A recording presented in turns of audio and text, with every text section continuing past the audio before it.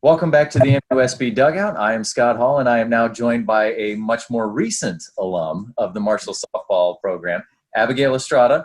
Played from 2016 to 2019 and came through in the clutch with one of the greatest moments in team history and one of my personal favorites, walk-off single in the 8th inning against DePaul in the NCAA Regionals in 2017. Abby, how are you doing? I'm doing great. I'm just trying to, everybody is trying to make the most out of COVID. I've been working at a physical therapy clinic called Spark Physical Therapy for the past year now. And I've also been into coaching for a year. It's about to be year 2 now. So it's definitely different. It doesn't really fill the void of, being that player on the field and, throwing the ball, hitting the ball and all that stuff. But it's definitely it's a different feeling, but it's also like really nice to, I thought I would ever get into coaching, but yeah. What age group are you coaching? I'm coaching 14 and under. So they're second year, so they're freshmen in high school. Okay.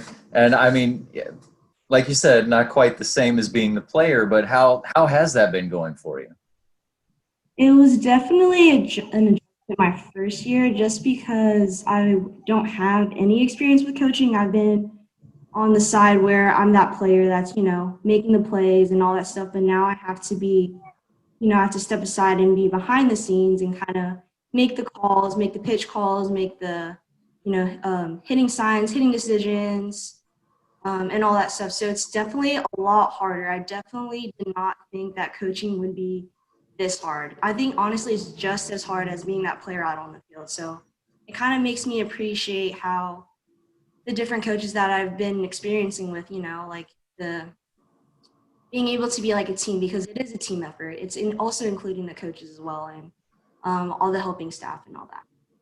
Oh yeah, so many players I've seen come through when they end up making that switch and they coach later.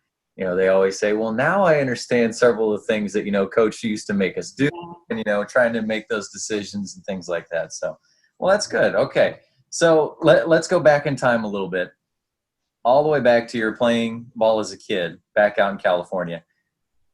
What drew you to the game of softball, and also did you play other sports? So before I played softball, I kind of jumped around into different sports. I first started basketball, but I was like 5. And I could not compete with like all the other girls that were so much taller than me. I couldn't even make it in the hoop. So basketball didn't really last long for me. And then I went into Taekwondo. So I did that for about 4 years and I really loved it.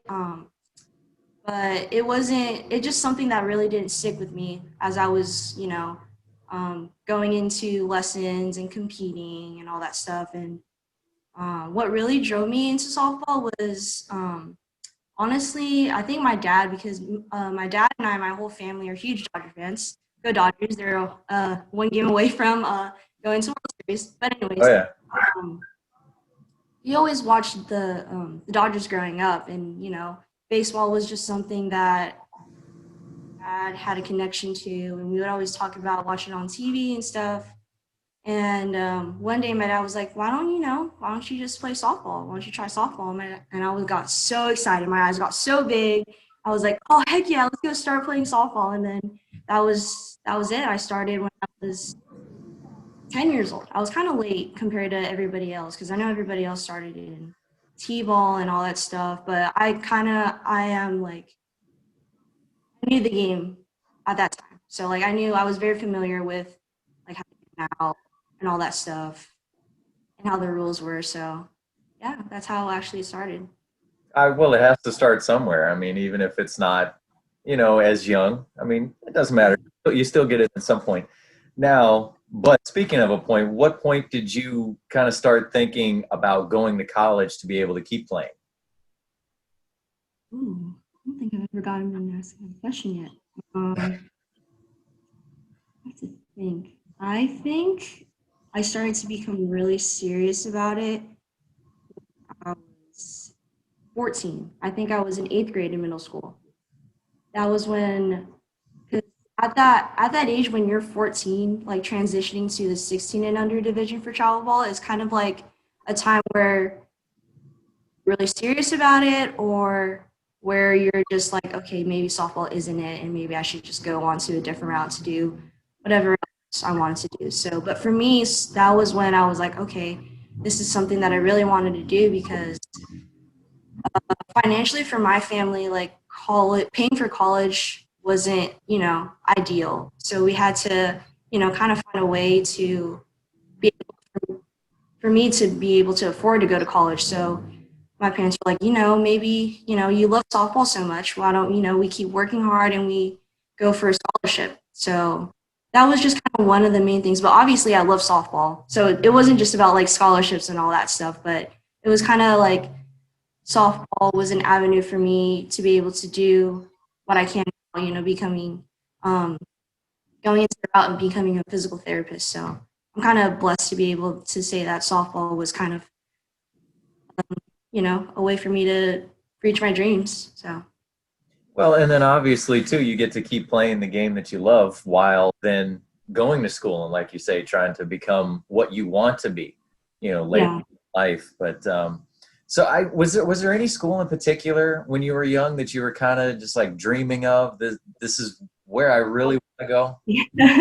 I mean, a lot of kids in California always say UCLA, UCLA, let's go Bruins and all that stuff. So I was definitely one of those kids. I kind of dreamed of, being in the big schools like Arizona State, UCLA, and all that stuff. But then as I was getting older, I was kind of like being more realistic and having the mindset, okay, well, if any school would love to have me and give me the opportunity to play for their mascot and for their school for 4 years, I mean, I'll take it. I honestly didn't care where I went. And luckily, I went to Marshall. It was like the best experience. I never thought I would be a kid from California going all the way out to West Virginia. So, Well, let's talk about really how that journey kind of started. Who was the first Marshall coach that ended up talking to you as far as trying to recruit you? it was actually Coach Stan, Shonda Stan. Okay. I think I was a junior in high school, I was very timid. My personality was like, oh, I'm not really out there to, really put myself out there and stuff. And Coach Shannon, I mean, Scott, Coach Shannon is really just like, out there. She's very out there. So it was kind of like a nerve-wracking, you know, um, conversation with Coach Shannon because, I mean, that was my first college coach I've ever talked to too. So it was just, I mean, she came up to me. We were out in a tournament in Orlando, Florida, the ESPN Worldwide of Sports Complex. I think we've been there a couple of times, Scott. Yes. Yeah, we have. Yeah, so that was when I first met Coach Stan, and that was when we had the discussion about being a part of the herd and committing to 4 years at the university. So it was awesome. Did you know anything about Marshall beforehand? This is really bad for me to say, but I only knew the movie with Matthew McConaughey, We Are Marshall. I mean, I knew the history and stuff, but like that was just the gist of what I knew about Marshall. Well, I mean, to be honest, being from all the way out there in California, you can kind of expect that. I mean, I grew up in Virginia, and the first time I ever heard of Marshall was when I saw Randy Moss on SportsCenter. So I Yeah. wasn't that far away, but yet, I mean, I still didn't really know about it. So, I mean, I can definitely understand somebody being from all the way out in California kind of going, Marshall. Yeah. When I tell people like where, I mean, a lot of patients ask me like, "Oh, where'd you go to school and stuff?" I'm like, "Oh, I went to, Marshall University." They're like, "Where's that?" I'm like, it's in West Virginia." They're like, "Oh, like Western Virginia." I'm like, "No, West Virginia is its own state. It's a Oh state yeah. right next to Virginia." But Oh yeah, no, that's definitely been a fun moment, especially traveling all around team. You meet people in the airport and they say, "Oh, is that near the beach?" I'm like, not quite. But so anyway, good. Um, Now describe the recruiting visit. When you got to come on that visit to come to Marshall, visit the campus, get to meet the team and all that. What was that like? What was that experience like for you? it was honestly, it was quite an experience. I kind of like I didn't know what to expect. I didn't know what the campus looked like, where it was located in West Virginia, and all that stuff. But when we were going out there, like flying out there, I didn't realize how small the tri-state airport was. Like our connection flight was from, I think, LA all the way out to Charlotte, and then Charlotte to the tri-state airport. And when we were in Charlotte, we had to run across like the entire airport because we almost missed our flight like to Huntington just because it was on the other side of the terminal and all this stuff. Just because, you know, I mean, Tri-State's a small airport, so they don't have a lot of, you know, people going to Huntington, West Virginia. But I feel like Charlotte's airport is pretty good about that, though, and kind of making you have to run all the way across. Oh, yes, yes. They had the window, or not the windows, the doors open. And we're like, oh, yeah, we've been waiting for you. Come on, come on. And I'm like, oh, my gosh. Like, I couldn't imagine, like, calling Coach Stan and tell her, like, hey, Coach Stan, so I missed my flight. I did not want to have that conversation with her. But anyways, when we got there, just, like, the whole, like, the community at Marshall is just a lot different from here in California, you know? California is just a lot more busier. There's not a lot of time where people just ask you, you know, like, hey, how's your day? How's your going? How are you doing? You know what I mean? It's totally different. Like in West Virginia, like all the people in the community is like all about that. Just like asking how are you and just your well-being and all that. So it's a lot different, and I loved being a part of, you know, that Marshall community for the 4 years. Oh, I think that's when I also met Ashley Gu. She was the GA there. And I kind of read about Gu and all that stuff. And I was like, oh man, she's an awesome Marshall alum and all that stuff. And then I got to meet her. It was so awesome because she took us on a tour around the campus on the golf cart, you know, just showing us where the fountain is and where the Drinko Library was and how far it was from the softball field and all that stuff. And I liked how everything was just in a close, you know, area. You didn't have to like drive 10 minutes away because, you know, some universities are like that. You have to drive like 10 minutes off campus to get to a certain building and stuff like that. But Marshall isn't like that, you know. It's all walking distance, like probably 5 minutes. It's been super nice.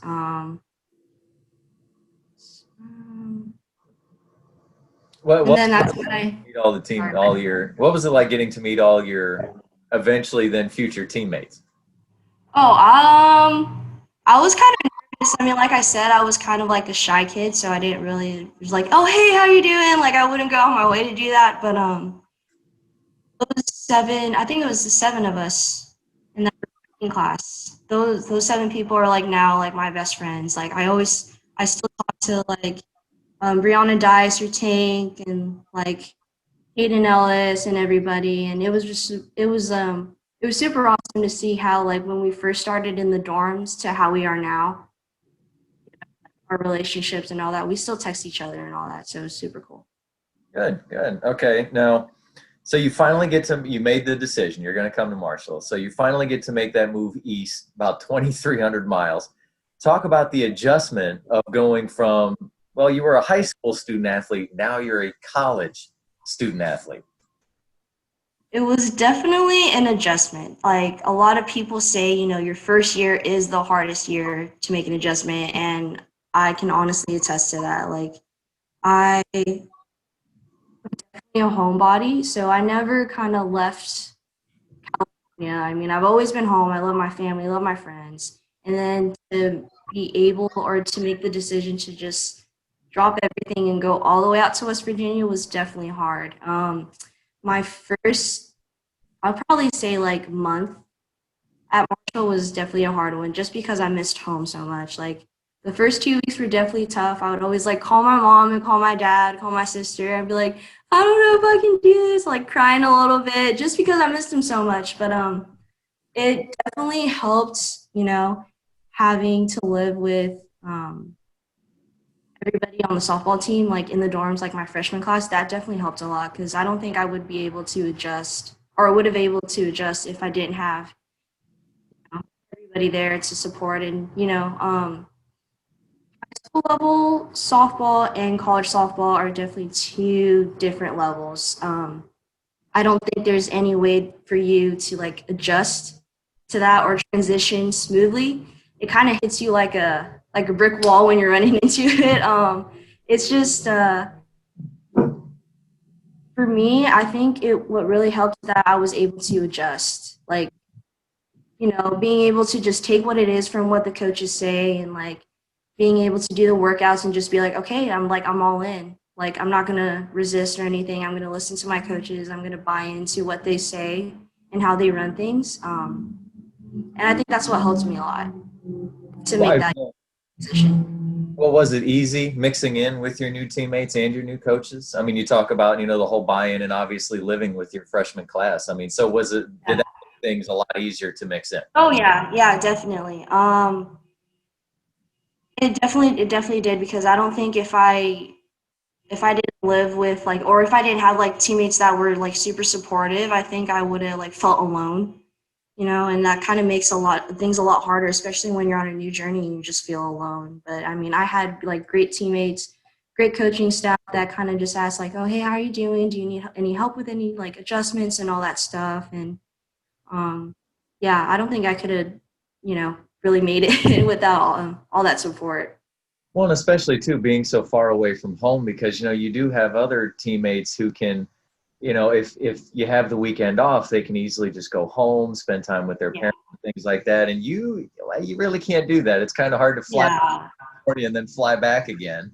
You know, Yeah. have 2 days. So, I mean, I'm sure a lot of that really helped. Especially being so far away from everybody else. Hmm. Yeah, definitely. Now, how are you feeling approaching your freshman year? Were there really kind of any big nerves there coming for you? Oh yeah, I was definitely nervous. Like, I will not lie about that. I definitely just didn't know what to expect, and I was kind of at that point. Well, at that age, I was kind of like, oh man, I really don't want to mess up. You know what I mean? Like, I kind of put a lot of pressure on myself, because I was like, okay, there's a lot at stake. Like, I have to, make my parents proud. I have to like make sure I do all my studies correctly. I just put a lot on myself, so I think that's what kind of made it a little bit harder for me my freshman year, just because I put a lot on myself. But I mean, as I got like older and more into the years of commercial, like I kind of learned like you can't do that. You have to take it one step at a time. You can't do everything yourself. Like, there's a lot of people that will go out of their way to help you. But yeah. Okay, now right before the season starts, the team deals with the passing of Emileigh Cooper, who was a senior in 2015. Now, she wasn't a teammate of yours on the field, but you obviously got to meet her, got and then seeing also too what your teammates were going through, and their emotions. What was that like at that point for you? It was definitely just a tough time, because I mean, I didn't know Cooper that well, but I mean, before Cooper passed, she would come out to practices and actually help me in the outfield, which was like super awesome to see, because like on my visit, I saw Cooper playing right field, and then now like kind of the roles were like reversed, so now I'm like in her position, helping me out. So it was just a cool thing to experience and all that. And then when unfortunately when Cooper passed, it was just super hard to see like all my teammates hurting like that bad. I think it's probably one of the most heartbreaking experiences that I've had, because you just you can't do anything to like help them. Like, you don't know what to say. Like, there's not one thing that you can do to make them feel better. It's just something that you have to support them, rub their hands, or like hold their hands and just help them through that process. And those first, like, even that whole season was just kind of rough. Well, go ahead and talk a little bit about your freshman year, because I mean, like you said, things were a little rough. You could always kind of tell um, when some of the players might start to feel a little down, whatever. Even though there was still so much talent with that team. Yeah, it was, we were out in Alabama. I think that was the first game we had after Cooper passed. So there was a couple players that were kind of going back and forth about like, oh, I don't really want to go on the field. and stuff like that. And like we were really, supportive of that. Like whatever they wanted to do, like support that. We didn't want to push them to do anything that they didn't want to do. But we had a couple team meetings and we kind of like talked as a team and said, okay, this game is for Cooper. Like we have to do it for Cooper. Like show her spirit, show her light, and like how we play like has to reflect how Cooper played at Marshall and like how much she's impacted our program. So I think we kind of dedicated that whole season. Just every time we crossed that line, like we didn't take anything for granted. We just went all out. We went 100%, just like Cooper did, because Cooper never took a pitch off. Like she never took anything for granted. So we wanted to just play like her and have her spirit on the field with us every time we played my freshman year. Well, talk to just the emotion of when one of your fellow classmates, Dice, hits that walk-off bomb. Her first career at bat. She blasts this thing over the fence, walk-off, game's over.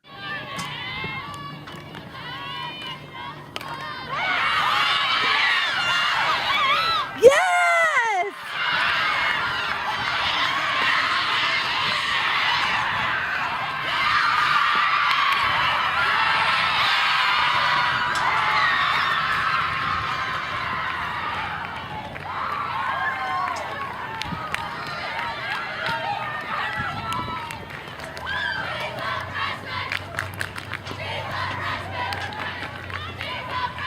You know, and of course, I always love going back and seeing the video of the team just going insane at home plate.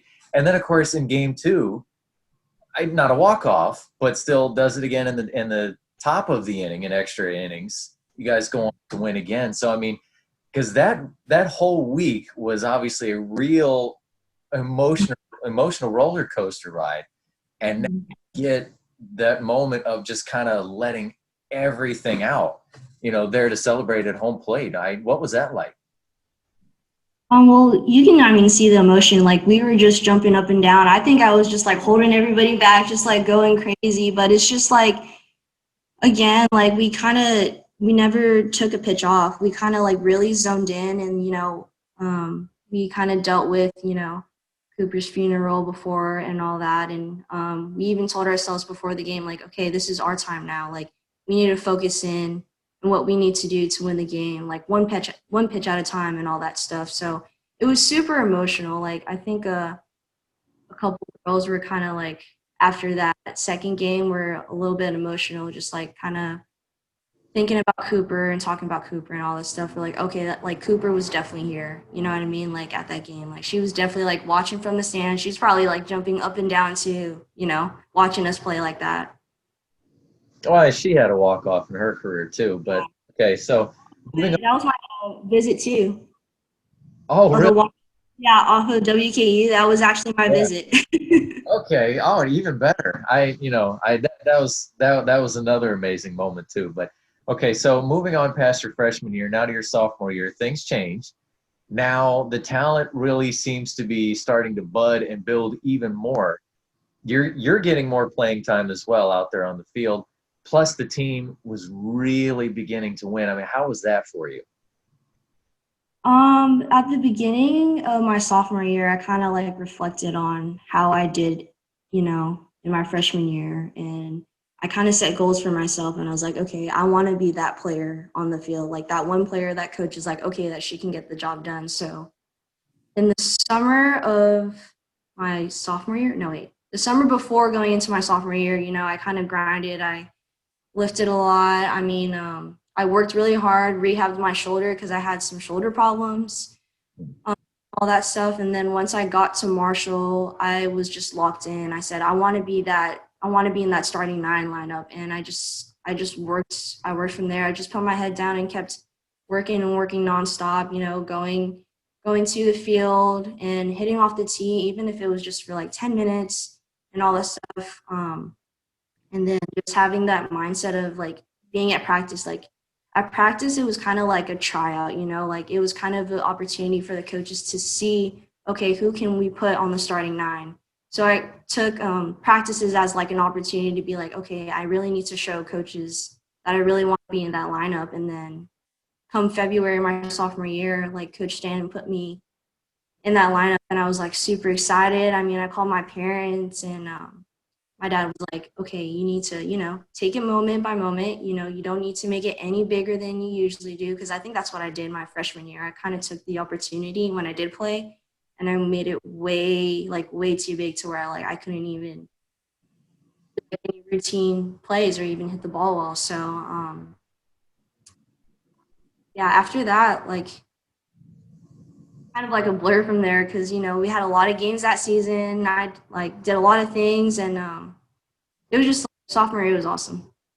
Well, your shoulder definitely looked good when you were throwing out that runner at home against a top ranked team in the country. That had to be pretty good, because obviously, top teams probably thinking, oh, come on, we can run on this girl. There's no way this kid's going to throw us out. And, fire one in there and McCord's able to get the tag. I mean, that had to feel pretty good. Nixon eyeing in to McCord for the sign. Cooper still at second. This one's lined up the middle. That one's going to drop in front of Estrada. She's going to come up firing for home. Is the throw going to make it in time? McCord makes the grab and the tag at home on Cooper. Oh yeah. It was kind of like a I didn't even remember vividly, I was just so in the moment, and then I opened my eyes. Oh shoot, I did really get her out. But I mean, just that team was just an awesome team too, because we kind of looked back the previous game, we're we need to be better. Even Coach Dan said that we need to be better, and we need to show that Marshall softball is a competitive team in CUSA, because I think we were ranked preseason the bottom of the I think we were ranked number 8. So that kind of fired a bit. Yeah, so somewhere around the range of might make it into the conference tournament type of thing. Yeah. Now, describe your emotions on hitting your first career home run, though. Next pitch from Allen takes some speed off, and Estrada's going to launch this one deep off into right field. Look up and say goodbye. Abigail Estrada with her first career home run. She launched it deep off to right field, and my goodness, there's a lot of excitement at home plate for this sophomore.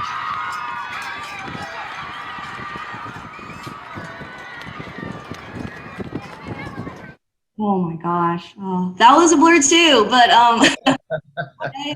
I wasn't, I didn't have the mindset of hitting a home run, I think hit a home run or Brianna Dice hit a home run before I did. So, oh man, I was like, all right, all I just need to do is just hit a little ground ball through the infield or something simple, right? And then the scouting report on Presbyterian was the pitcher was like, oh, she throws changeups on 2 strikes. So I was battling with her. It was a 3-2 count, and I was like, okay, she hasn't thrown a changeup yet. So she might throw the changeup. So I was kind of sitting on the changeup, and then she did throw it, and I just swung out of my shoes. And then the home run happened, and I was just so happy. I think I didn't even realize it was a home run until Coach Friend was like, hey, the Strata, that went out. I was like, what? And I'm running away, rounding second, and I just start hopping, rounding third, just going out of my mind. Rebecca's dad caught obviously a great photo of you, by second. I think your feet are still off the ground at that point. Yes. Oh yeah, and that was kind of one of my favorite moments that I like too. That I look back with some of my broadcasts, because since that was a game that was on Facebook Live, happened. Then your dad pops up with a comment and says, "Wait, what?" And right in my broadcast, I said, "That is right, Mr. Estrada. Your daughter just hit a home run." I mean, I love that moment. So that was pretty cool to be able to kind of during a broadcast be able to chat back and forth with your dad like that, to be able to share that moment. But talk a little bit about going through the 17-game winning streak and getting ranked. I mean, how about that? You had the moment earlier in the year where you get to throw somebody out against a top-ranked team, but now your team is having that number in front of the name. Yeah, that was such a ride too, because we didn't make the moment bigger than it was. We didn't, keep count of oh, we're on a 5-game winning streak, 10-game. We didn't keep count of that. We just one inning at a time, one pitch at a time. Coach Stan is really good about preaching about win, which is stands for what's important now. So that every game, every pitch, we also implemented that at practice too. we did game like situations, a lot of scrimmages, and we kind of just talked about, okay, like what's important now? What do we need to do to drive that run in, or what do we need to do to have a successful quality at bat? So I think we really honed in on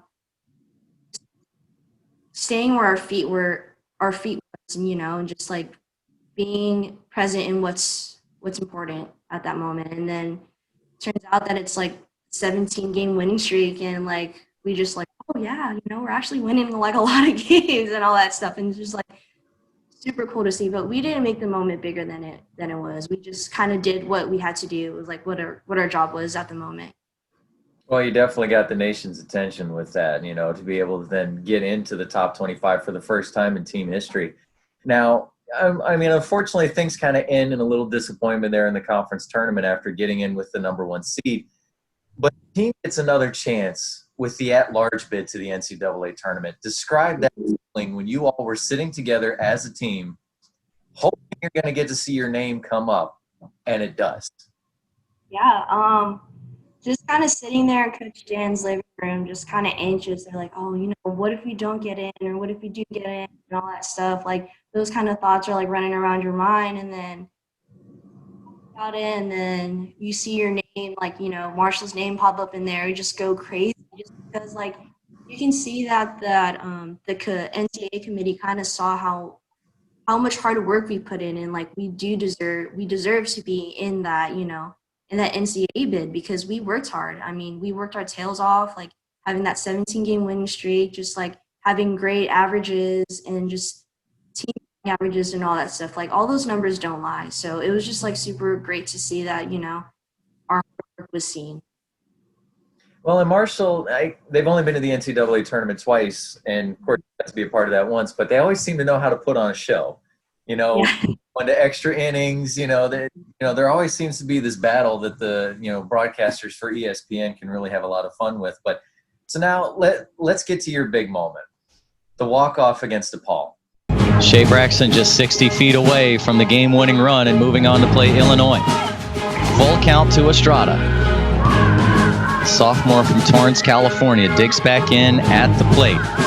Zoke checks her wristband, looks in, winds, and delivers. Estrada lines one into left field. Shaylin Braxton comes in to score. Abigail Estrada has her legendary moment and gets the walk-off win. Marshall survives and advances. They will play Illinois next. And that is also win number 42 this season, a new herd record. You come to the plate, 2 outs. You have Shea Braxton at third, and the game is tied. Now, were you feeling any pressure at that moment?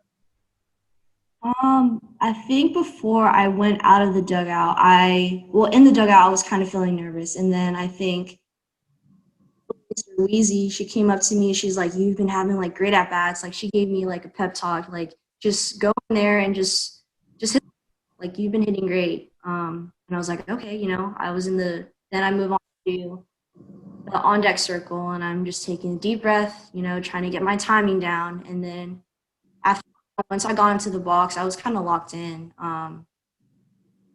Just in my mind, I knew like I had this pitcher, because the 2 previous at bats, I think I had 2 good hits to the outfield. It's just those outfielders made a great play. So I was seeing the ball really well, and I just kept battling, and I kind of knew what was at stake for the team, because I didn't want to go another inning. I think it was the Inning. Yeah. It was the I was like, oh man, I was like, just end it here. Let's just end it here. So I was just like super like focused in. And then I think I had a 3-2 count, and I was like, this is the pitch right here. Like she's either gonna give it to me or she's gonna walk me, but like I can't take any pitches off. And that's when I hit that like little bloop over that shortstop, and then after that I was like all a blur again. It was like rounding first, and then I like turned, and then I look at the dugout, and everyone's like coming out of the dugout, and I was like throwing my hands up and just like going crazy. But it was just it was nerve-wracking, obviously, but once you get into the batter's box, you kind of have to just focus in, let those nerves just go away and all that. Well, one thing that probably I would think helped as far as not really feeling pressure was the game was tied. So even if you don't come through in this moment, like you said, no, I don't really want to go to the ninth inning, Yeah. it's not like, okay, if I don't get this, we lose type of deal. It's okay. If I don't get it, yeah, that stinks, but we still have another chance. And so, I mean, that has to be a different mentality too, when you're coming to the plate, not thinking I have to drive her in just to keep going. Yeah. Yeah, definitely. I think I would have been a lot more nervous. I don't know what the situation would have played out if we were down, but glad that it was tied. Got her in. Oh yeah, no, I mean, seriously, that was, just one of the best moments, because, and I know too, as a staff, we had talked to you guys several times about, hey, you don't have to be, the all conference player, like Morgan Zirkle, like Jordan Dixon, that has to come through with those special moments, because, I mean, sports is just littered with players where they get that one chance, like you did with that at bat. You had that one opportunity right there. You've got the runner at third, big scene, and you made it happen. I mean, like you said, probably a blur for you after that, with the mugging you on your way back to the dugout. But that's still, I mean, that had to feel really special. Oh, yeah. Yeah, it definitely did. It was kind of like a surreal moment, just because, in the beginning, like if I look back at that season, I was fighting for, a starting 9 like spot. And now I'm that one player that, that got to drive in the winning run. It's kind of awesome to see how much I've grown in that season. So.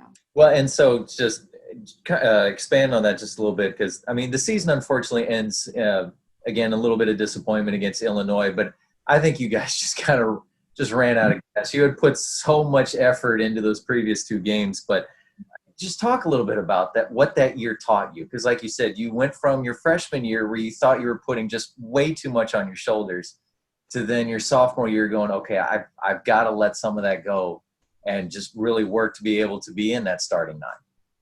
Yeah, I think definitely freshman year was definitely a teaching experience. Like, I definitely learned a lot from that, because I went to the game freshman year a couple of times where I was just scared. I was just right out scared. I was scared to make a mistake, and that's not how you have to play the game, because the game's going to know. The game's going to eat you alive if you're scared, or if you don't want to, you don't want the ball to come to you and all that stuff. And then, taking that experience and learning from that from my freshman year and taking it into my sophomore year, where instead of just focusing all that energy on, oh, I don't want to make a mistake, I don't want to, let my team down, to focusing to where, okay, I'm good enough to make the play. I'm good enough to drive the run in. I'm good enough to do all of this because I've worked hard. I've worked hard for this moment. I've worked hard to be in the starting 9. I think just having a different mindset, because I mean, you can have all the physical ability, but if you don't have the mental aspect of the game, or if you don't have the mental confidence, you're not going to get anywhere in the game. So I think me putting together the physical and then also the mental part of being able to, be able to be productive, and be good enough to be in the lineup is just kind of what clicked for me my sophomore year. Now, your junior year, there's another change, whole new coaching staff. Talk a little bit about that year. It was definitely an adjustment, just because, you've been with a coach for 2 years, Coach Stan, for 2 years. So you kind of got the routine of what she expects, what the culture's like, how things are run, how things are supposed to be done. And then now it's completely changed to where you get a whole new coaching staff where you have to learn, expect what their kind of culture is, just learning how to, work with each other. I think it was a hard year to kind of adjust to. And especially,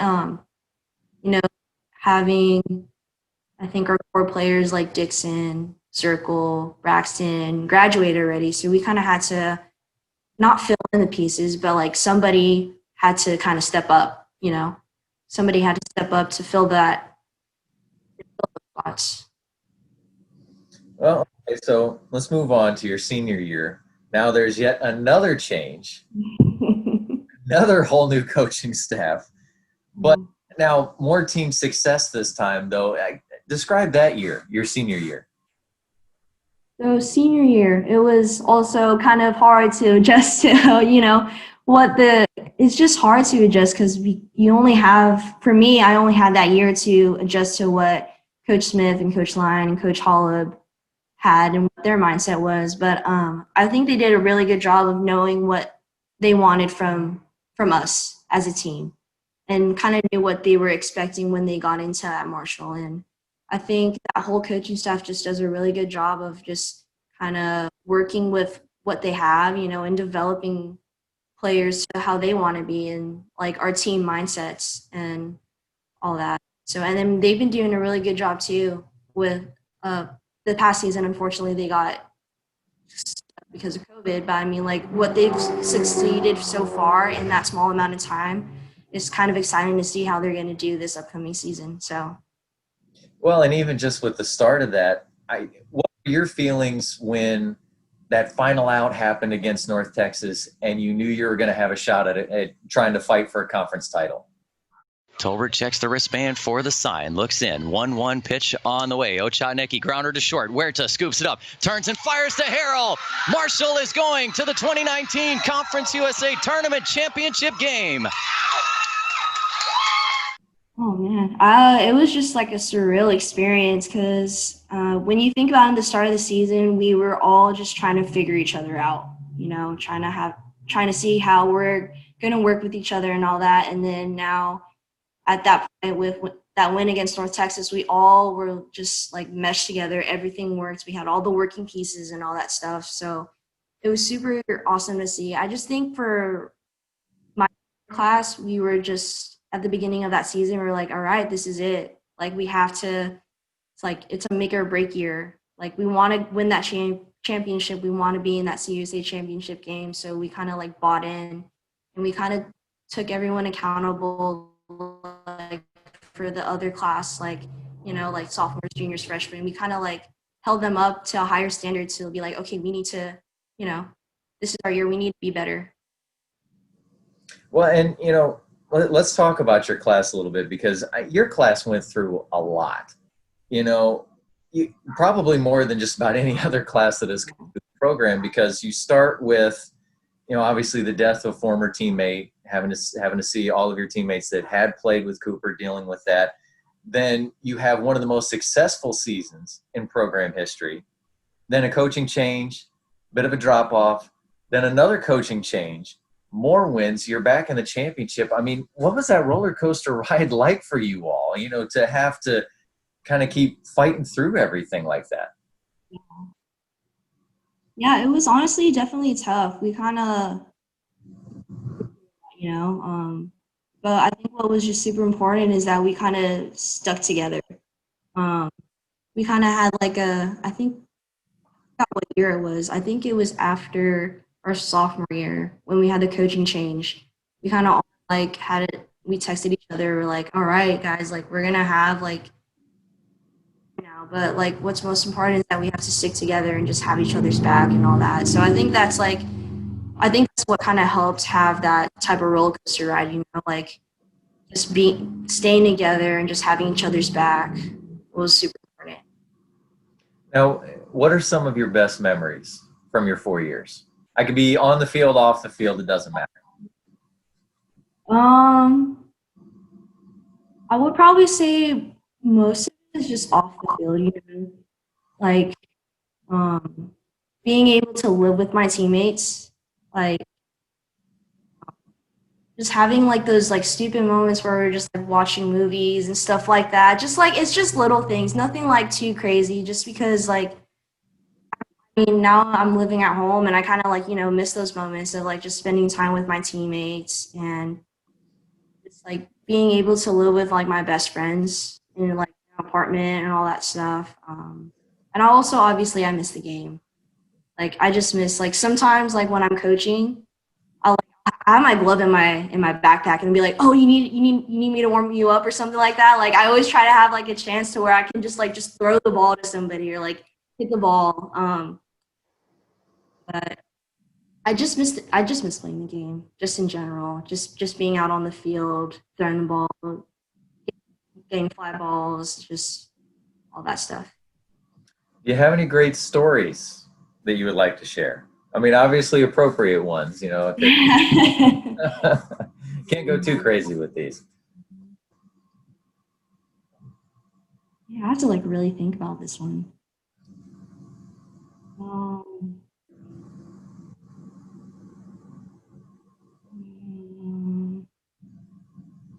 for 4 years, it's a lot to think about.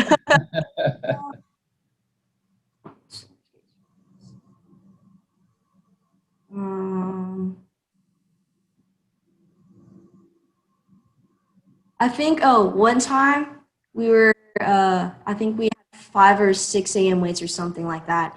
And I think it was Hayden that was kind of in charge or had the keys to the clubhouse. But then the clubhouse door was like swung wide open at like 6 o'clock in the morning. Or it was like open, it wasn't locked. And we were all freaking out. We're all in front of the clubhouse. We're like, oh man, what if there's like a homeless man like sleeping in there or something like that? So we're like all freaking out. And I mean, none of the coaches are awake. I mean, it's 6 a.m. in the morning. We don't want to call them and wake them up. So we call our weight coach, Billy Brown, to come and like try to just check out the place. And so Coach Brown kind of like drives up to the parking lot and he comes out and he brings out a bat with him. And he's like trying to like, he's like really like super suspicious. So he doesn't kick the door, but he like swings the door wide open. He like turns on all the lights and he's just like, just walking around with like a bat, like just ready to just like swing it at somebody. And then he just like scopes the place out. He's like, you guys are all stupid. There's nobody in here and all this stuff. We're like, oh, okay. So he's like, go get ready. You're going to be late for weights and stuff like that. But I mean, just like little moments like that, just like one of those little moments is just kind of like one of the I have. How did you like being the team DJ? Oh, it was awesome. I kind of like, it was kind of a big responsibility, but, trying to get everybody's like input on what songs wanted, but like it also has to be like appropriate, obviously. I mean, like, but it was just super nice. It was like, I think it was like senior day and they were like announcing like all the seniors and stuff.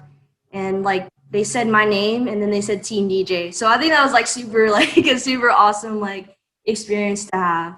Like it's like a privilege to be a team DJ on that team. I know what I'm doing when I write scripts, so you know. Oh, yeah. Thank you, Scott. Well, and I like the fact too that you all, that you wanted to have some music playing as well as you all were walking out. I mean, that was a new thing. We hadn't done that before, so that was pretty good. But finally, any message you would like to give to the viewers? To the viewers, I think this message more specifically to the current Marshall softball team. Just don't take anything for granted. The game can be cut short, just like what you guys had last season. So just every time you cross that line, just give it 110%. Because there's a lot of people that would love to be on that field again. I mean, I would love to be on that field again, but sadly, my 4 years, I didn't get a 5th year. But just don't take any moment for granted. Just play your heart out once you cross that line on the field. I think probably most athletes would definitely share in that sentiment, because you always hear even professionals, even if they played 15, 20 years, they're 60, 70 years old now, and they always say, gosh, I wish I could just step back out on that field again. So, Abby, thank you so much for joining me with this. Your home run against Presbyterian and, of course, your walk-off are two moments that will always stand out in my memory, I have to say. The both of them were so much great. They're so much great. I can't even talk right now. So great, But so, ladies and gentlemen, the author of one of the most legendary moments in MUSB history, Abigail Estrada. Again, thank you so much for joining me here on MUSB. Thank you for having me, Scott. Thank you for what you do for Marshall softball.